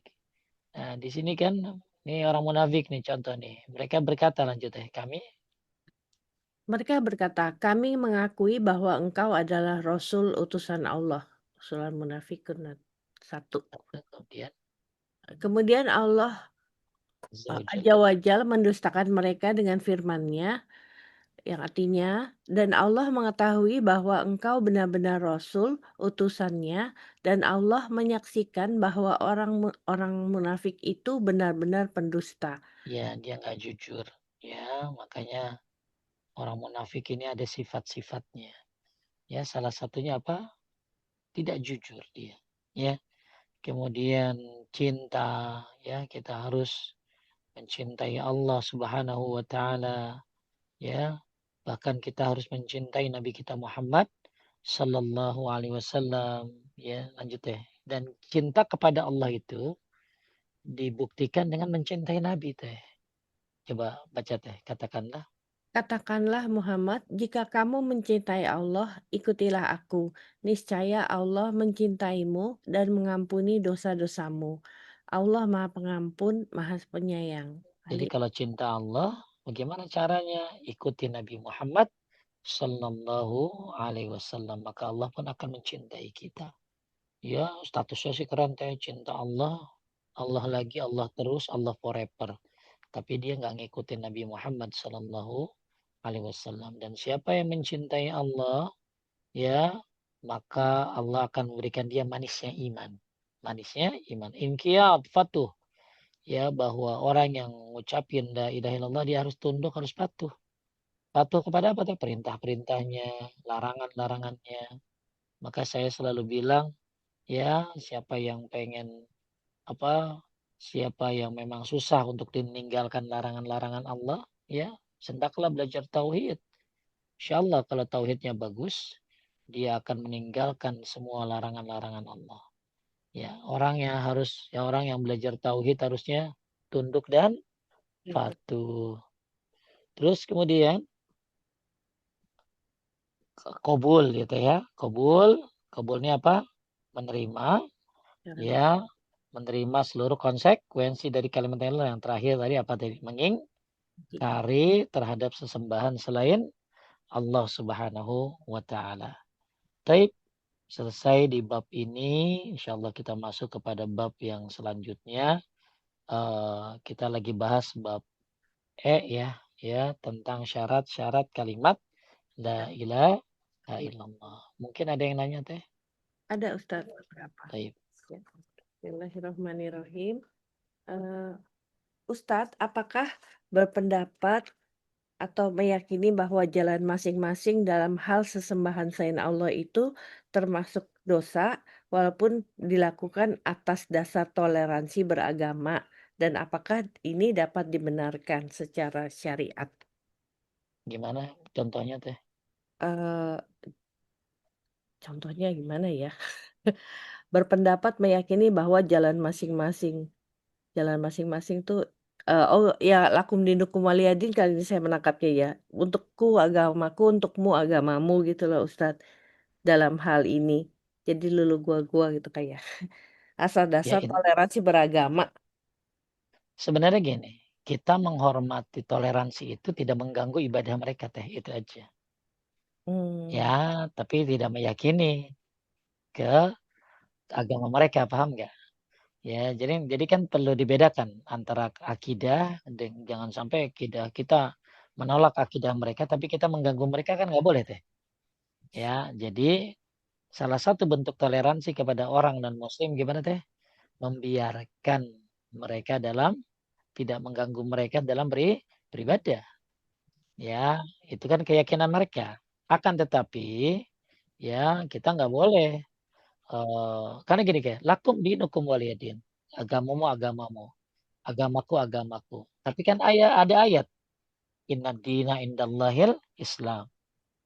Ya, bahwa agama yang diridhoi itu adalah Islam. Kan ada ayat juga teh, kita disuruh dakwah. Betul nggak? iya, ha, Nah, kita kan ada ayat juga disuruh ngapain, suruh dakwah. Betul nggak? betul Jadi Ustaz. jangan sampai konteks lakum dinukum waliyadin ini akhirnya meniadakan dakwah, paham gitu. Sedangkan mereka menganggap kita domba yang tersesat, paham nggak? Iya. Iya ya, kita dianggap sebagai jadi kenapa mereka akhirnya menumbuhkan oh lu lakum dinukum waliyadin dong. Sedangkan dia aja nggak begitu, paham nggak? Ya dia nggak begitu gitu loh. Makanya ada konteks kita menghargai peribadatan seseorang dengan tidak mengganggu mereka. Tapi ya bukan berarti akhirnya kita ngapain tidak berdakwah, paham nggak? Kita kan harus dakwah. Ya, kita juga harus menguatkan diri kita, harus menolong saudara-saudara kita. Ya, harus kan kayak di UK, di Hong Kong ada nggak yang berdakwah teh? Ada Ustaz yang masih. Iya kan, dia kan, wah itu kan berdakwah gitu semua. Dan mereka juga berdakwah kan, gitu. Ah, Jadi jangan sampai ayat ini jadikan dalil apa teh? Lu toleransi sama gua, tapi dia nggak toleransi sama kita, paham nggak? iya, iya, mantap Pak. Iya, ya. Jadi intinya kalau bilang semua agama sama nggak boleh. Mhm. Ya, tapi udahlah itu urusan dia. Ya, yang penting kita nggak meyakini, paham ya? Iya, Nggak meyakini, paham. kita harus punya poin yang ke-8 tadi. Apa tadi? Mengingkari. Cari. Ya, apa tadi bahasanya? Wa kafara bima yu'bad. Mengingkari apa yang mereka sembah. Mhm. Ya, jadi tidak mengganggu ibadah mereka, tapi kita mengingkari apa yang mereka mereka sembah. Seperti itu. Ya. Lanjut. Ustadz, mendatangi makom Sa'ad bin Waqqas di Guangzhou karena ikut grup pengajian, apakah termasuk dalam orang yang tidak diterima sholatnya 40 hari? Gini teh. La tashuddu rihal illa bisalasati masajid. Jangan orang melakukan perjalanan ibadah kecuali ketiga masjid. Mmm, Jadi harusnya kalau melakukan perjalanan yang bersifat ibadah, itu bagusnya ketiga masjid. Masjidil Haram, Masjid Nabawi, dan Masjid Al-Aqsa. Ya, jadi jangan orang melakukan perjalanan ziarah, paham nggak?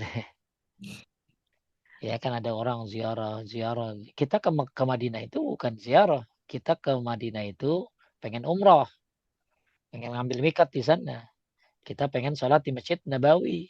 mhm, Ya, sekalian. Nah itu jadi itunya kan sekalian. Sekalian lewat kita ziarah. Tapi tujuannya bukan bukan ziarah. mhm. Ya, jadi ada orang ziarah kemana-mana. Padahal kalau Anda memang menghormati seseorang, misalnya saya suka dengan kisah siapa tadi? Ini Sa'ad bin Abi Sa'ad bin Waqqas ya. Waqqas ya? Baca aja sejarahnya. Ya, bagaimana kemuliaan dia, hebatnya, istiqomahnya dia dan lain sebagainya. Ya, nggak usah kita ziarahi gitu loh. Karena banyak orang gara-gara ziarah akhirnya terjadilah sesuatu gitu loh. Ya, saya nggak tahu apa ziarah ke apa Sa'ad bin Waqqas saya nggak tahu di mana. Di Tapi Guangzhou intinya Ustaz. ada ziarah-ziarah yang memang disyariatkan. Ziarah itu memang ziarah itu ziarah kubur ya maksudnya ya. Kita tuh Eee, ngingat mati gitu loh. mhm mhm. Ya, tujuan ziarah kubur itu ngingat mati. Cuman jangan dijadikan suatu perjalanan apa tadi? Ibadah gitu yang jauh melelahkan. Ah, iya, Misalnya kita ke kuburan orang tua kan ziarah boleh tuh ya. mhm, Ya, tapi ini jadi perjalanan ke kuburannya Syekh Abdul Qadir Jailani, ziarah apa dah. Sebaik-baiknya ziarah ketiga masjid. Masjidil Haram, Masjid Nabawi, dan Masjid Al-Aqsa. Lagian kalau kita teh baca sejarah mereka itu sudah cukup banget. Ya, apalagi kita baca Rabbana gfirli wali walidayya walil mu'minin Ibrahim 41. Ya, nah itu termasuk doa apa sih doa kan menyeluruh tuh. Ya, eh, apa doa-doa kan Allah maghfiril muslimina wal muslimat wal mu'minina atau Rabbana gfir apa ada di Rabbana gfir lana wal ikhwanina alladzina sabaq sabaquna bil iman wala taj'al fi qulubina lil ladzina ghillal ladzina amanu innaka ini raufur rahim ya. Jadi intinya supaya ziarah kita nggak salah gitu deh. Dan kalau kita mau ziarah ya mhm, harus tahu apa sunnah-sunnahnya gitu loh. Ya, ya, kenapa?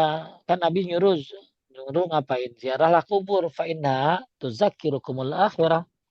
Yang namanya ziarah kubur itu mengingatkan akhirat, ya. Jadi eh memang kalau di ini ya di Cina itu ya katanya sih memang apa sih Sa'ad radhiyallahu anhu wafat di mana sih? eee, Katanya di sana kosong gitu ya. enggak Ustadz, kosong. Makom aja tempat Ya, dakwah. Ya, makanya kalau dilihat dari sejarahnya bukan gitu, kan, paham iya, nggak? heeh, Jadi penting untuk Anda ketahui bahwa itu kalau itu adalah kuburan Sa'ad bin Abi Waqqas di Guangzhou, Cina, itu nggak ada. Ya, itu hanya mungkin kalau di riwayat ya sejarah Islam klasik bahwa saat apa bin Abi Waqqas ini wafat di Madinah di Al-Aqiq iya, ya. Kemudian dibawa ke Madinah, dimakamkan di Baqi. Ini yang disebutkan oleh para ulama eh, tentang tentang beliau wafatnya di kuburan di Baqi mereka. Mhm. Sedangkan, penisbatan apa tadi, Guangzhou kepada Sa'id bin Abi Waqqas itu tidak kuat secara sejarah, ya. Ya jadi ibu-ibu ya, eee, ke Cina ya mendingan kemana ya? Saya nggak ngerti dah, ya. Akan Kampung tetapi aja kan. kalau iya, ya mendingan kemana tuh, Ugyur aja tuh, ya ngelihat kaum muslimin di sana mungkin ya, Teh, ya. Kan ada kan Ugyur ya, di Heeh, Cina kan ya? betul ya, heeh. Ya jadi kalau ke sono akhirnya banyak orang yang ke sana akhirnya jadi apa, jadi apa, jadi, apa sih namanya, jalan-jalan yang religi gitu ya, jalan-jalan yang religi ke kuburan Sa'ad bin Abi Waqqas di Guangzhou. Ini bukan kuburan, ya. Lagian kita mendingan kalau jalan-jalan jauh begitu mendingan ke Masjid Nabawi, Masjidil Haram, Masjidil Aqsa. Itu tujuan ya.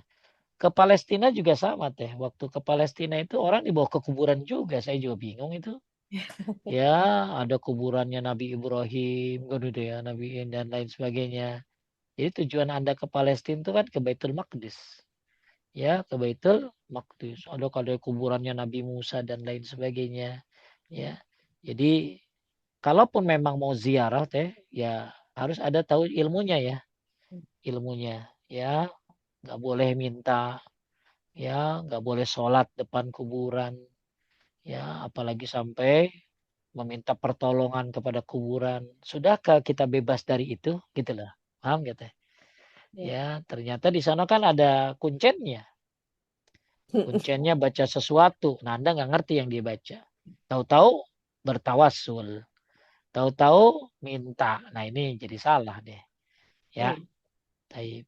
mhm, Jadi mendingan kalau mau ziarah ke Masjidil Nabawi, Masjidil Haram, dan Masjidil Aqsa. Ya, kalaupun harus ziarah, lebih baik ke ziarah ke kuburan orang tua.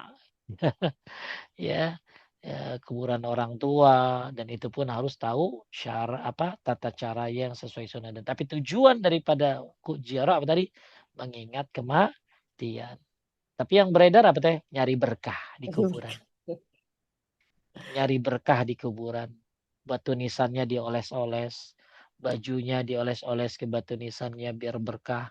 Akhirnya bertawasul, akhirnya minta, akhirnya maka ada seorang syekh nama dia bikin kitab Teh tentang kuburan ya, mhm, bahwa fitnah kuburan tuh luar biasa. Ya sampai ada orang ke kuburan terus dia kena tanahnya Teh. Akhirnya sembuh penyakitnya, wih, penyakit kulitnya. Akhirnya orang pada datang ke kuburan itu minta kesembuhan. Itu tipu daya setan. Sehingga akhirnya kuburan itu seperti di seperti dipuja, disembah-sembah, ya yang sakit pada datang ke situ. mhm. Akhirnya ilmu kedokteran hilang dah lama-lama, ya. Ya lama-lama travel bangkrut dah. Kalau orang pada pada kemana tadi, ke gua yang tadi tuh ya, ke gua yang ada di daerah Pamijahan itu ya, ke gua itu ya, nanti travel pada tutup dia, orang pada ke situ, padahal itu tidak benar. Wallahu a'lam. Ya, makanya gara-gara ziarah kubur yang tidak syar'i, yang tidak punya ilmu, akhirnya muncullah. Iya, Ya, muncullah kesyirikan, muncullah kebid'ahan, ya, bahkan akhirnya banyak orang bergantung sama kuburan. Ya, banyak orang bergantung sampai ada sebuah kitab menerangkan Teh, pendapatannya kuburan Syekh Abdul Qadir Jailani itu melebihi pengeluaran Masjidil Haram dan Masjid Nabawi katanya. Jadi wah, kuburan udah jadi udah bisnis. jadi bisnis. Ya, udah jadi bisnis. Wallahu a'lam. Ya, lanjut. Ya, saya bacakan lagi Ustadz. Assalamualaikum warahmatullahi wabarakatuh. Ustadz Agus yang semoga dirahmati Allah Ta'ala. Mohon bertanya Ustadz, jika kita hadir ke rumah duka pada hari peringatan kematian, namun sejak awal kita sudah berniat yang bunyinya begini. Bismillah untuk tujuan silaturahmi ketemu saudara yang lain. Dengan mengingkari dengan hati atas peringatan kematian tersebut. Ya Allah, kami berlepas diri dari hal tersebut, dan selama melangsungkan acara kami tidak lepas dari istighfar. Bolehkah Ustadz? Boleh, itu udah Jazakallah. selepas-lepasnya, selemah-lemahnya iman. Kan kita kalau nggak bisa mengingkari dengan tangan, dengan lisan, kalau nggak bisa juga dengan hati. Ya, tetap datang, karena kalau nggak datang nanti bakalan jadi fitnah, ya. Kalau nggak datang bakalan nanti ada, ya pokoknya mereka akan entah jadi urusan, ya, akan jadi omongan. Jadi datang, tapi hati membenci perbuatan tersebut, seperti itu. Mereka baca Yasin, Ibu baca Al-Kahfi aja, Bu. Ibu baca zikir pagi sore gitu ya. Lanjut. Assalamualaikum Ustadz, izin bertanya. Apakah ada keringanan tinggal di negeri kafir sehingga susah sholat berjamaah? Sudah mukim, insya Allah 1 tahun tugasnya. Mohon penjelasannya Ustadz. Sebenarnya jangankan apa ya? eh Jangankan ketika orang tinggal ya. Ya sebenarnya mau pergi aja ada syaratnya teh. Ya. Jadi kalau orang mau pergi ke negeri kafir itu catatannya diantaranya dia itu ini bisnis misalnya teh. Ya, kemudian dia ke situ tuh punya ilmu, punya iman yang kuat. Karena kan beda tentunya di negeri kafir dengan di negeri banyak mayoritas muslim. Jadi harus harus harus apa mau pergi aja harus harus ini harus harus ada syaratnya apalagi tinggal. Nah, sekarang eh, apa syarat yang penting yang disebutkan oleh para ulama tentang bolehnya tinggal di negeri non muslim apabila agamanya tetap terjaga. Misalnya teh satu, mampu menampakkan dan menjalankan agama. Sholat boleh, puasa boleh, menjaga halal haram boleh, tidak dipaksa melakukan kekufuran. Maka ini syarat yang pertama teh. Kalau orang pengen ngapain tadi? Tinggal di negeri kafir. Ya, mampu maksudnya bisa menjalankan agama. Ya, nggak ada yang larang. Ya, di Hongkong dilarang nggak? Enggak Ustadz, bebas Alhamdulillah aja. ya. Kemudian yang kedua aman dari fitnah terhadap agama. Jadi apa maksudnya? Memiliki kemampuan dia menjaga apa teh? Iman dan tauhidnya. Jadi jangan sampai di sana malah kena syubhat, paham nggak teh? Mm, mm, Oh, tahu-tahu begitu di sana kena pemikiran-pemikiran apa di sana apa liberal dan lain sebagainya. Ini jadi kacau kan gitu. mm. Ya, maka penting orang yang tinggal di luar negeri justru harus kuat imannya, harus belajar menuntut ilmu kayak begini supaya dia aman dari fitnah terhadap agama. Maksudnya apa? Memiliki kemampuan menjaga iman dan tauhidnya. Ya, tentu kan pergaulannya beda ya teh di sana ya teh. Iya, Iya, lagi. pergaulannya beda, life-nya beda, ya, nggak kayak di negeri Muslim. Jadi saya sarankan buat mereka yang tinggal di luar negeri, ya, di samping mampu menampakkan dan menjalankan agamanya, dia harus mau belajar agama yang benar agar aman dari fitnah, ya. Kemudian yang ketiga tentunya ada apa sih ya teh? Ada kebutuhan dan maslahat yang dibenarkan. Ya, misalnya bekerja, ya, belajar, berdagang, termasuk berobat, termasuk berdakwah, ya, atau kepentingan yang lain yang bersifat apa? Mubah. Maka saya sarankan buat yang tinggal di sana ada maslahatnya. Ya, bukan sekedar apa teh? Pelesiran gitu ya. Bukan sekedar jalan-jalan, tapi ya ada yang bekerja, mungkin ada yang belajar, ada yang berdagang, ya, ada yang berobat kali itu ya. Ya, Oh enggak gitu. ya berobat, mungkin nyari ginseng tadi di mana kali gitu ya. Atau berdakwah, malah saya sarankan Teteh dan teman-teman berdakwah gitu loh. Dakwanya bukan jadi ustadz, mendakwahkan akhlak, ya, akhlak menjadi orang muslim yang baik. Ya, mudah-mudahan mereka dapat hidayah, ya. Nah, ini. Terus kemudian eh ini yang penting yang lagi kita bahas ini sekarang teh. Tidak meridhoi kekufuran mereka. Paham nggak? Iya. Mereka agamanya apa kayak di sana kebanyakan? Hongkong Konghucu banyak ya? yang ada agamanya. Oh, Kebiasaan gitu. kali ya kita. menurut kita ya, bukan Ya, jadi spesifik tidak agama tertentu. eh, jadi tidak ikut meridoi kekufuran mereka gitu deh, paham nggak? Iya, Ya, jadi kan di sana bakalan timbul bersama mereka kan non Muslim ya. bet Di apartemen itu kan beraneka ragam tentunya kan. Ya, bukan berarti kita tinggal di sana tapi membenarkan keyakinan mereka. Pasti teteh di hati tahu iya, itu keyakinan mereka salah seperti itu. Ya. Kemudian juga penting juga teh, ini yang lebih penting menurut saya, menjaga keluarga dan anak-anak dari akidah mereka. iya, Ya, saya pernah ada jamaah, ada jamaah, ada murid cerita dia waktu di bulan Ramadan di mana di Masjidil Haram atau Masjid Nabawi dia ketemu sama orang tuh orang dari Qatar atau dari mana yang dia tinggal di Belanda. Padahal di Belanda kerjaannya bagus, sukses dan lain sebagainya. Kemudian memutuskan diri untuk ngapain teh? Untuk pindah gitu ke Qatar lagi. Kenapa dia takut anak-anaknya di sana akidahnya, paham nggak teh? iya, paham Ya betul. makanya kalau bapak ibu takut anak-anaknya kan lain kalau teteh udah punya pondasi, ibu-ibu kan lain teh ya, udah bapak-bapak ibu-ibu kan ke sono tuh udah punya apa sih namanya? Udah punya tekad yang bulat ya. Kalau anak-anak kan masih rentan teh. Mhm, Ya, makanya banyak yang akhirnya disekolahin di Indonesia gitu ya.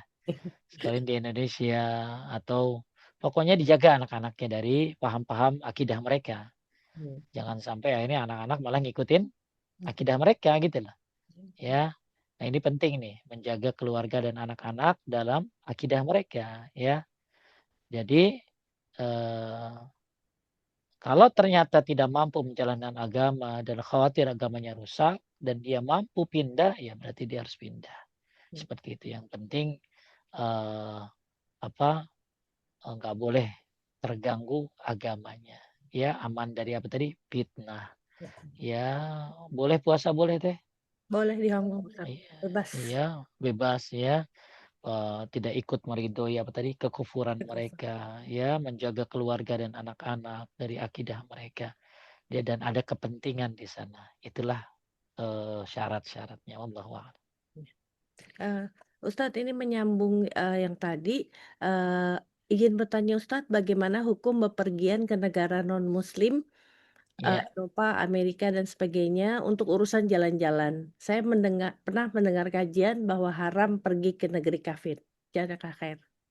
ya sebenarnya ya, termasuk dari fatwa Syekh bin Shalih Utsaimin ada syarat-syaratnya gitu ya.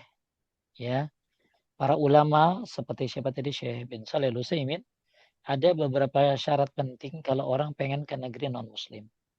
Ini kalau tadi kan tinggal ya teh ya, stay Mmm, ya. stay Kalau ya, sekarang pergi. dan Yang pertama memiliki agama yang cukup. Ini fatwa Syekh Utsaimin ya teh. Memiliki agama yang cukup. Dia bisa bedain mana halal, mana haram. Ya, ini dia harus punya agama yang cukup. Kalau orang pengen ke negeri kafir. Yang kedua, iman. Dan iman yang kuat dan aman dari fitnah dan syahwat. Di sana kan kalau ke Eropa perempuan beda kan teh. Ya, aurat dan lain sebagainya.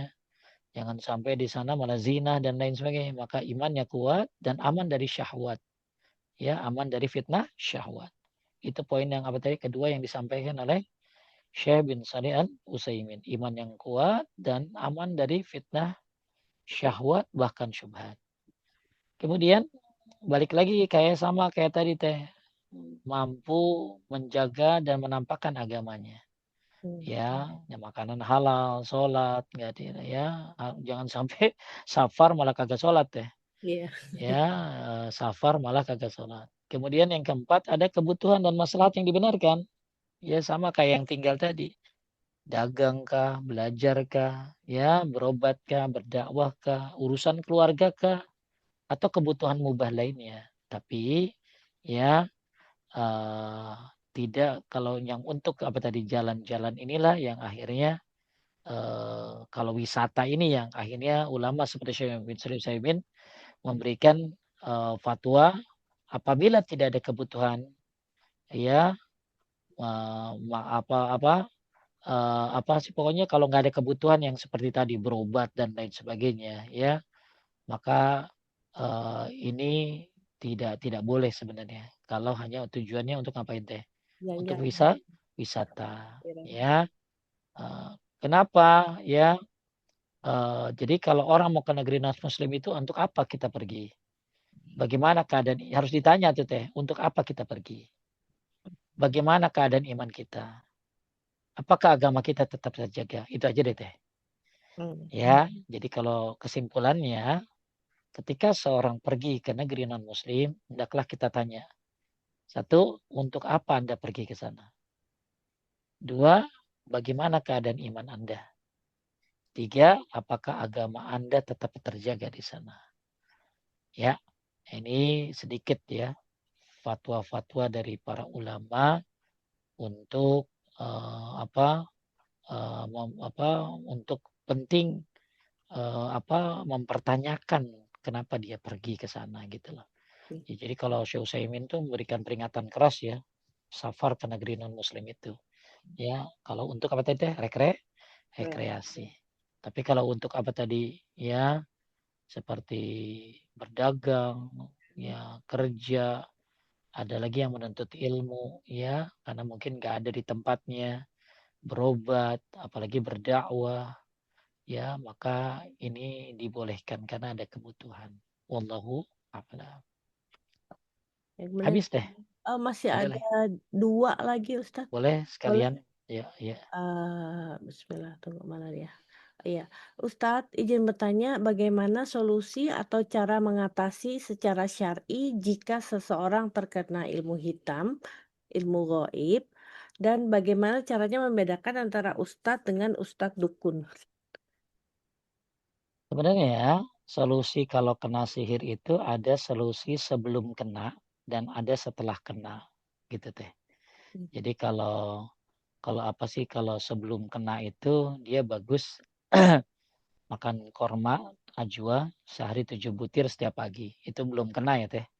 Mm-mm. Ya belum kena, ya belum kena. Belajar tauhid yang benar. Ya itu cara-cara sering jikir pagi dan sore. Nah, ini cara-cara yang sebelum kena. Nah, sekarang penanganannya secara syar'i ya, misalnya pokoknya kita coba pukul rata aja deh kalau kena ataupun belum kena ya. Yang Ya. pertama, jaga tauhidnya. Ya, jaga tauhidnya. Ya, jangan sampai karena setan itu paling benci sama orang yang belajar tauhid. Ya, maka orang yang bertauhid ini insya Allah akan dihindari dari segala pengaruh apa tadi sihir dan lain sebagainya. Kemudian bisa juga dengan cara rukyah mandiri teh.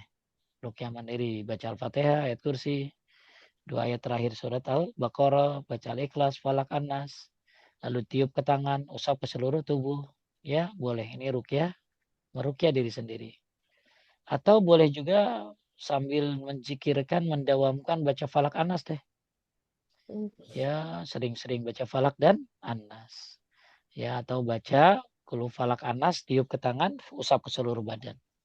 Ya, kemudian juga jaga zikir pagi sore, ya. Kemudian jangan lupa termasuk benteng adalah apa teh? Jaga sholat 5 waktu. Oh, Ya, jaga sholat 5 waktu. Karena makanya kalau ada orang udah nggak sholat, maka bukan setan yang menang, tapi penjaganya udah nggak ada gitu teh. oh, Ya, jadi penjaganya udah nggak ada, ya pantesan ya. setan masuk kan gitu loh. Ya, ya banyak. Ini intinya apalagi baca Al-Baqarah teh bagus tuh. Ya, faina syaitan tafir minal bait alladzi tuqra fi suratul Baqarah. Setan itu lari dari rumah yang dibacakan surat Al-Baqarah. Ya, bagus baca Al-Baqarah tuh di rumah tuh. Ya, ya dari awal sampai akhir nggak bisa ya dicicil ya. Jadi jaga sholat 5 waktu. Kemudian eh, bagus juga kalau memang dia sakit tetap melakukan pemeriksaan medis teh. Paham nggak? Tetap dia melakukan pemeriksaan medis. Oh, Ngerti iya, nggak? iya, iya. Jadi dia rukyah, tapi juga dia periksa medis. Ya, jangan-jangan itu bukan sihir, tapi memang kolesterol. Paham nggak teh? Iya, iya, Ustaz. Iya, jangan-jangan itu bukan bukan ini ya, bukan bukan dipelet, tapi memang dia ya emang doyan orangnya kan gitu loh. Ya, Mhm. Jadi ya tetap lakukan pemeriksaan medis yang Medis, berupa apa tadi kauni ya, ilmiah. ilmiah. Ya misalnya dia suka pingsan. Ya kan kadang-kadang orang kita gampang banget tuh ini kena sihir gitu loh. Mhm. Ya bahkan ada yang nanya sama ulama, di rumah saya banyak semut. Apa tandanya teh? Anda malas nyapu gitu loh. Ya, Iya. terus tanda dukun biasanya kalau orang ruqyah itu dibacanya kenceng teh. Mmm. Dibacanya kenceng ya, makanya nggak ada orang ruqyah bacanya was-was kagak jelas nggak ada. Oh, Ruqyah iya. itu Oke. dibacanya kenceng, Mhm. ya kenceng. Untuk apa? Untuk, apa, membedakan antara antara Al-Qur'an dan qomat kamit gitu loh. Mmm, mhm. Ya, nah terus kemudian, "Oke Pak Ustadz orangnya baca ruqyah," gitu loh. Terus kemudian lihat apa yang dikasih. Kalau dia ngasih baca ini ribuan kali, baca ini, cari ini, itu fik dukun, gitu loh. Oh, iya. Iya, Ya, betul. jadi sebenarnya ada sih ciri-ciri dukun tuh Teh, ya biasanya ciri-ciri dukun tuh salah satu cirinya yang saya baca tuh ya, dari perkumpulan fatwa itu salah satunya suka nanya nanya bin gitu Teh. Oh. Iya, jadi kalau orang mau ngobatin ngapain nanya bin kan gitu ya. Ya, Mhm. cukup aja dia doakan, dia ruqyah, nggak usah pakai bin-binan gitu. Banyak sih ya ciri-ciri apa tadi ciri-ciri ustadz itu nggak so tahu juga teh gitu loh. Mhm, mhm. Paling dia cuma nanya begini doang. Suka ngimpi apa ibu? Suka ngimpi di tempat sampah, ke kamar mandi, suka ngimpi ular, cuman gitu doang paling. Mhm. Ya, nggak ada yang, ayo saya transfer energi, nggak ada yang kayak gitu-gitu gitu. Jadi yang membedakan itu emang sulit sih kalau orang awam sih Teh ya. Iya. Orang awam tuh sulit, apalagi orang awam tuh suka ngelihat orang pakai peci, jenggotan, terus Mhm. kemudian pakai sorban, udah kayaknya gaya kayak wali, pasti udah dibilang pasti benar. Ya, padahal kita harus melihat apa yang diajarkannya, apa yang dibaca dan diajarkannya. Dibaca apa, terus diajarkan apa. Mhm. Ya, nah dia bacanya, oh kencang, ruqyah Pak Ustadz, saya tahu ayatnya, oke. Dia ngajarin zikir pagi sore, jangan putus, ya, jangan pernah ninggalin zikir habis sholat, jangan lupa minta doa orang tua, terus bertauhid kepada Allah. Nah itu biasanya yang normal ya begitu doang. Mhm. Tapi kalau udah yang macem-macem, nyari ayam ini, nyari ayam, ya itu biasanya nggak benar. Mhm. Terakhir habis, Bukan Ustaz, nyambung masih ada pertanyaannya. Katanya saya aja ada di-share, kalau diganggu setan membaca "Ukhruj ya aduwwullah" 3 kali. Katanya itu dibaca Rasulullah saat seorang sahabat diganggu setan. Apakah ini boleh benar? nggak apa-apa. Ya, Oh, boleh. setahu saya memang uhruj, ya, ya, uhruj, adu Allah, itu biasa orang rukyah suka begitu teh. Ya, Oh, cuman biasanya dia baca sesuatu dulu gitu loh teh. mmm, Jadi biasanya dibacain dulu ayat kursi, Qul falak, Anas, Al-Baqarah dibacain baru nanti sambil di iniin di ukhruj seperti itu. Ya, oke. ukhruj itu ya tulisannya gampang. Ya, ukhruj kita ya tulisin aja Ibu. Ya bahasa Arabnya keluar wahai musuh Allah nanti juga keluar di apa di di mana teh meta apa teh meta teh naon? AI. AI ya coba AI. ya Mhm. ukhruj ya jadi artinya aja kan di sini saya nggak bisa nulisin ya Mhm. ya alif kha ro jim ukhruj ya kemudian adu Allah ain dal wau terus Allah ya artinya keluar wahai musuh Allah. Tapi itu setelah dibacakan ayat kursi ya teh macam-macam dibacain baru setahu saya dibacain itu. Oh. Wallahu a'lam. Habis? Satu lagi Ustadz soal Taib. foto aura dan gelang kesehatan dan hipnoterapi ini apakah termasuk, eee, apa, dalam, poin 2 yang kufur? Apa Jadi kalau kalau iya, hipnoterapi kan maksudnya ditanya-tanya teh, ditanya-tanya, ya itu pakai hipnotis. Saya hipnot nggak tahu sih, saya nggak tahu tahu caranya ya. juga Ustadz ya, Saya juga nggak tahu. Tapi saya jawab yang tahu aja. Apa tadi? Apa tadi? foto aura, Foto hipnoterapi, aura saya nggak gelang tahu juga itu kesehatan. kayak apa. Kalau gelang kesehatan, Gelang kesehatan setelah kalau batu-batu memang itu nggak ada, sih? ya kan ada ada tulisannya teh. Ya, ada gini misalnya, ini gelang sudah mendapatkan penelitian dari dokter, ya, ini ada sinar lasernya, ini kan ada gelang-gelang kesehatan seperti itu kan sekarang teh. Ya, yang mengandung Ya, teknologi apa, mengandung ya, jadi ini apa, ada lasernya, ada cahaya ininya, ya, itu kan sudah ada lisensinya dan bisa dipertanggungjawabkan secara ilmiah itu nggak apa-apa. Ya, itu kayak minum obat aja kan teh. Itu kayak minum oh, obat aja. Ya, selama ada apa tadi, selama ada penelitian penelitian. ya Jadi ya bukan bukan masuk syirik lah Ustaz ya? mungkin ini batunya batu koral, ya ini batu mengandung anu, ah, itu mah nggak percaya saya. Ini batu giok mengandung ini, saya nggak percaya. Nah, Tapi kalau batu yang ada tuh kan gelang apa tuh Teh, iya saya pernah yang lihat iklannya ini Ustaz. ya, Iya. lihat ada ini gelang. Tapi tadi harus berdasarkan penelitian-penelitian direkomendasikan oleh dokter. Dan ini memang mengandung sinar laser ya, ada berapa laser di sini. Ini Hmm, mampu menghangatkan badan begini-begini, mengalirkan darah begini-gini. hmm, Itu sebagai sebab ya, tapi hanya Allah yang menyembuhkannya. ya, Seperti itu. Ya kayak kita sauna aja kan. iya, Ya, kayak kita pergi ke dokter disuntik, ya itu hanya sebab yang penting ada ilmiah, ada iya, penelitiannya. Wallahu a'lam. Taib, semoga bermanfaat. Semoga ibu-ibu sudah hafal ya. Syarat la ilaha illallah, ilmu, yakin, ikhlas, jujur, patuh, cinta, menerima, dan mengingkari sesembahan selain Allah. Ada 8 syarat la ilaha illallah. Ingat, jangan cuma hanya ngucapin la ilaha illallah. Tapi Anda harus tahu syarat-syarat la ilaha illallah. Ingat, kunci itu memang buat buka pintu. Tapi gak akan bisa kebuka kalau nggak ada geriginya. Justru yang membedakan kunci itu adalah hmm, geriginya. Semoga Allah mudahkan kita kokoh di atas tauhid dan sunnah Nabi Shallallahu Alaihi Wasallam. Mohon maaf kalau ada kesalahan kurangan. Barakallahu fikum. Subhanaka Allahumma bihamdika. Asyhadu an la ilaha illa anta astaghfiruka wa atubu ilaik. Assalamualaikum warahmatullahi wabarakatuh. Waalaikumsalam warahmatullahi wabarakatuh.